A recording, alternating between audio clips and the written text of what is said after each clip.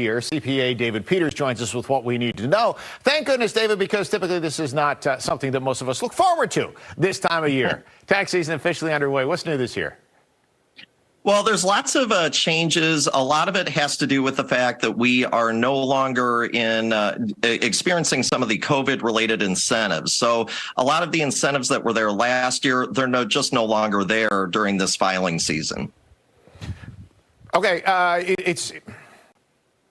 It's interesting, when you talk about taxes this time of year, some people seem to have everything ready to go. Some people are like, I'm going to put it off. Some people are already planning maybe for an extension. What's the advice, I guess, for each group of people down the road? Well, I think that the first thing to know is that, like you said, there was a lot of things that have gone away. So the child tax credit that was worth $3,000 or $3,600 last year, that's only worth $2,000 this year. Again, we're kind of going back to sort of pre-COVID, the way things were. Also, the charitable contribution deduction that was available for folks that were taking the standard deduction last year, that's no longer available too. So I think that the big advice right now is just know that we've had those changes. The IRS has already said that for some people, refunds are going to be lower and some people might end up owing. So I think the advice is just make sure that you're getting the deductions, you're getting the credits that you are entitled to. Make sure that you have your paperwork organized too. One way to save on some of the preparation fees is to just be organized. And so to just be able to get what you're entitled to, even if it's a little bit less this year. Everybody, once you file, you always want to start the countdown clock to getting that refund. Obviously, filing electronically, you get it much quicker. But what is that?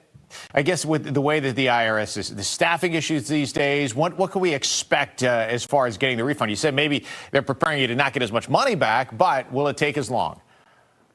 Well, so the IRS came out and said about 10 days ago that they're still expecting most refunds to be processed in about 3 weeks. I think, though, that if you have anything that is new, for example, maybe you're taking advantage of one of the electric vehicle credits, or if you're taking advantage of something that is typically a little bit longer to process, such as the earned income credit, it's going to be longer. And I also think, too, that while the staffing issues, the IRS is trying to address those, it's still an issue. And you still have a lot of people that are at the IRS, a lot of new employees.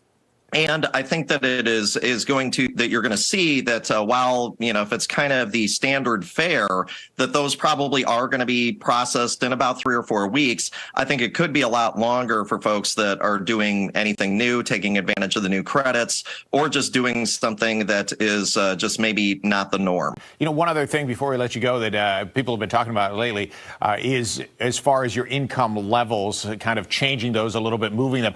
That's more for next year's filing, though, right? Or is that for this year?